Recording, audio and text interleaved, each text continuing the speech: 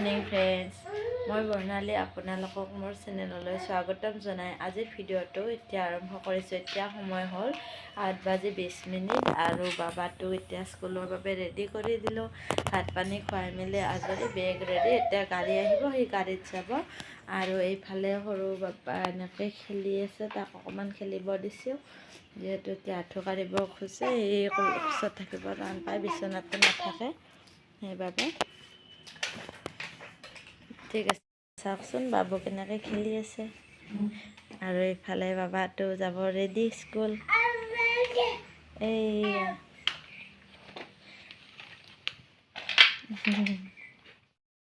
এতিয়া 9টা বাজিলে। বাবু স্কুলত যোৱাৰ পিছত সৰু বাবু শুৱাই দিলোঁ। দি কিনে মই এতিয়াহে চাহ খাব ওলাইছোঁ। ৰাতিপুৱা অকণমান লাল চাহ খাইছোঁ। এতিয়া এইফালে লৈছোঁ ব্ৰেড, কণী ভাজি লৈছোঁ, হাঁহৰ কণী আৰু অলপমান চচ লৈছোঁ। আৰু এইফালে গাখীৰ চাহ। কোনে কোনে এনেকৈ গাখীৰ চাহ গিলাচত খাই ক'বচোন কমেণ্ট কৰি।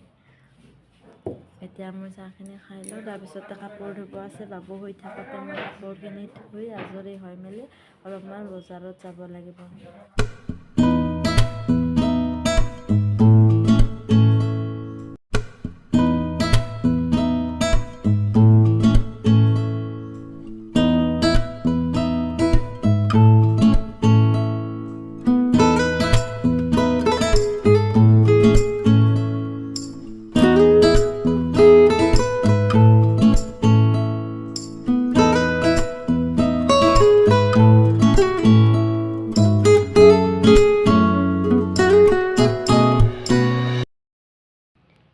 এতিয়া 9:50 হ'ল আৰু এতিয়া বাবু টোপনি আহি থাকোঁতে মই কাপোৰখিনি ধুই মেলিলোঁ। তাৰপিছতে ৰুম ঝাৰু দি বাচনখিনি, চাহ খোৱা ভাত খোৱা বাচন আছিলে ৰাতিপুৱা, সেইখিনি ধুই মেলি আজৰি হ'লোঁ। আৰু এতিয়া বাবুই শুই নুঠোঁতেই মই কাপোৰ পিন্ধি ৰেডি হৈ থাকিম, কিয়নো উঠাৰ পিছত সি মোক কাপোৰ পিন্ধিব নিদিয়ে, মানে ক'ৰবালৈ যোৱা বুলি জানে সি, আৰু পিন্ধিব ধৰিলে কান্দিয়ে থাকে, তেনেকৈ ভাল নালাগে। এতিয়া সি শুই থাকোঁতে মই কাপোৰ পিন্ধি ৰেডি হৈ থাকিম। তাৰপিছতে সি উঠাৰ লগালগ তাক ৰেডি কৰি আমি বজাৰত যাম। যিহেতু মোৰ বৰদেউতাৰ ছোৱালীজনী বিয়া আছে, অকণমান কাপোৰ কানি লগা আছে, সেইবাবে আমি এতিয়া বজাৰত যাম। ভিডিঅ'টো চাই থাকিব। এতিয়া টাইম হ'ল 10:10, কিন্তু বাবু এতিয়ালৈ শুইয়ে আছে আৰু মই ওলাই মেলি ৰেডি হৈ আছোঁ। তাক এতিয়া ফটা দিব লাগে। ফটা দি কিনে তাৰপিছত যদি সি টোপনি পৰা নুঠে, মই তেতিয়া পাচলি কাটিম, ভাতৰ যোগাৰ কৰিম। কিন্তু টোপনি শেষ নোহোৱাকৈ মই লৈ নাযাওঁ, কাৰণ টোপনি থাকিলে গোটেইখিনি কাম শেষ কৰিলোঁ যেন লাগে। সকলো মাকে বুজি পায়, বাচ্ছাই সৰু হ'লে মানে এতিয়া আঁঠু কাঢ়িব পৰা হৈছে অলপ অলপ, কিমান দিগদাৰ কৰে। আৰু যিহেতু ডাঙৰ ল'ৰা স্কুলৰ পৰা আহি পাওঁতে 3টামান বাজে, সেইকাৰণে যদি সি উঠি যায় মই আহি কিনেও ভাত বনাব পাৰিম, যিহেতু বেছি টাইম নাথাকোঁ বজাৰত, পটকৈ আহিম। আৰু যদি সি টোপনি মাৰিয়ে থাকে, তেতিয়া মই বাকী মোৰ যিখিনি ভাতৰ যোগাৰ কৰিব লগা যিখিনি পাৰোঁ কৰি ল'ম, কিয়নো শুই থাকোঁতে কামখিনি যদি নকৰোঁ পিছত বহুত দিগদাৰী হয়। এতিয়া টাইম হ'ল 10:25। বাবু এতিয়ালৈ উঠা নাই, যিহেতু সি কালি দিগদাৰে কৰিছিলে, আজি ভালকৈ টোপনি মাৰিছে। অলপমান গাটো বেয়া হৈ আছে, চৰ্দি নিচিনা। তো মই ভাবিছোঁ সি টোপনিত থাকোঁতে মই দালিখিনি একেলগে বনাই লওঁ। এনেকৈ মই কুকাৰটো ইয়াতে বহাই দিছোঁ, আৰু কুকাৰতে মই ভাজি কিনে দালিখিনি একেলগে বনাম, মানে এক্সট্ৰাকৈ আৰু চম্ভাৰ নিদিওঁ। ইয়াতে অকণমান তেল দি, অলপমান জিৰা, তেজপাত, পিঁয়াজ দি কিনে দালিখিনি ভাজি তাতে পানী দি চিটি মাৰিলে হৈ গ'ল। তাৰপিছতে ভাজিখিনি পাৰিলে বনাম, নোৱাৰিলে আহি বনাম, ৰেডি কৰি থৈ যাম। ভিডিঅ'টো চাই থাকিম। আমাৰ ধুন এতিয়া টোপনিৰ পৰা উঠি গ'ল। এইফালে দালি বনাইছোঁ, এইফালে গাখীৰ গৰম দিছোঁ। গাখীৰখিনি গৰম হোৱাৰ পিছত আমি বজাৰত যাম। অলপমান কান্দো দিছে মোক ড্ৰেছ পিন্ধা দেখি, মই এৰি যাম বুলি। তোমাকো লৈ যাম। কি নাই। চব কাম আজৰি কৰি এতিয়া মই যাব ওলাইছিলোঁ, কিন্তু খুৰাই বাবুক নিব নিদিয়ে। তেওঁ লৈ গ'ল, কৈছে বজাৰত যদি যোৱা মই ৰাখিম, এইখিনিতে তাক নিব নালাগে, বহুত ৰ'দটো টানকৈ দিছে আৰু তাৰ অলপমান গা বেয়া, যিহেতু তেওঁলোকে বহুত মৰম কৰে। চাই মই বহুত মানে লাকি আৰু এনেকুৱা এখন ঘৰত যে ৰুম পাইছোঁ। বজাৰৰ পৰা আহি মই এতিয়া ড্ৰেছ চেঞ্জ কৰিলোঁ, যিহেতু বাবুক থৈ গৈছিলোঁ। সি অকণমান কান্দিছে, লাষ্টত চৰ্দি নিচিনা হৈ আছে। আহি তাৰ লগত লাগিলোঁ, ভিডিঅ' কৰা নহ'ল। এতিয়া মই অলপমান চাহ খাই কিনে ভাতটো বনাম, তাৰপিছত বাবুক কিবা এটা বনাই খুৱাব লাগিব। অকণমান অ'টছ বনাই খুৱাম তাক। সি এতিয়া খেলি আছে, চাব দে। ক'ত আছিলা তুমি? এইটো চাওকচোন, ইমান ভাল পাইছে।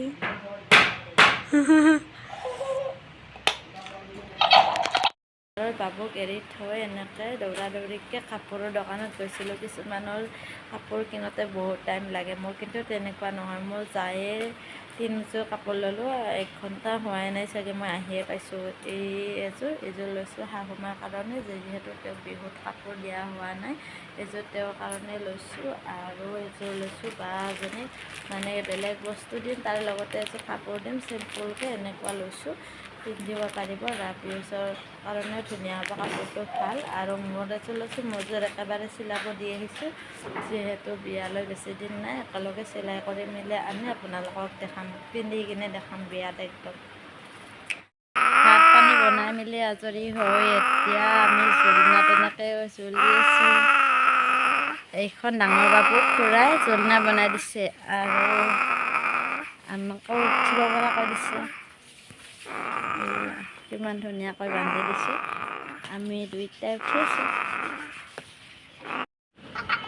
মই মোবাইলৰ পৰা দূৰত ৰাখিবৰ বাবে বাবুহঁতক এনেকৈ খেলা বস্তু আনি দিছোঁ, আৰু মই ছাকচেছফুল হৈছোঁ, কিয়নো বাবুহঁতক যেতিয়াৰে পৰা মই পিয়ানোখন আনি দিছোঁ আৰু টকিং অক্টোপাছটো আনি দিছোঁ, সিহঁত দুইটাই লগ হৈ কিনে এনেকৈ খেলি থাকে আৰু বহুত ফূৰ্তি পায়।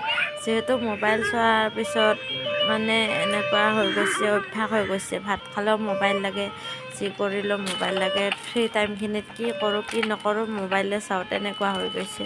সেইকাৰণে মই ভাবি চিন্তি এনেকৈ খেলা বস্তু আনি দিছোঁ, আৰু এইকেইটা আনি দিয়াৰ পিছত মোৰ বহুত মানে মোবাইলৰ ওচৰতে নাহে এতিয়া। সিহঁত দুইটাই মানে সৰু বাবু বাৰু নাজানে, এতিয়া ডাঙৰ বাবু মোবাইল চাইছিলে, তাৰো কমিছে। আৰু খুৰাই যিখন জোলনা বনাই দিছে তাতে ইমান ধুনীয়াকৈ খেলি থাকে, আৰু মোৰো বহুত মানে পুৰণি কথা মনত পৰি যায় জোলনাখনৰ ওচৰত গ'লে। সৰুতে আমি কেনেকৈ মানে ৰছী এডাল বান্ধি এনেকৈ দুডাল বান্ধি পিৰা এখন দি কিনে জোলনাত উঠিছিলোঁ, আৰু মোৰ লগৰজনীক যদি 10 বাৰ লৰাই দিব কওঁ, মই তাইক 10 বাৰ লৰাই দিম। কোনে কিমান স্পীডত দিব পাৰে, কিমান ওপৰত যাব পাৰোঁ, কিমান ভাল লগা আছিল দিনবোৰ, নহয়নে বাৰু?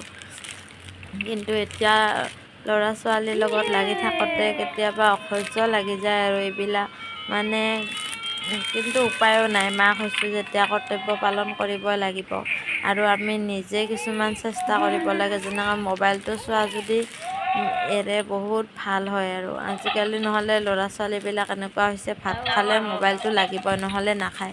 অন্য নাজানো, মোৰ ল'ৰাটোৱে তেনেকুৱা, কিন্তু এতিয়া এই মই খেলা বস্তুবোৰ আনি দিয়াৰ পিছত বহুত একদম মোবাইলৰ ওচৰত নাযায়।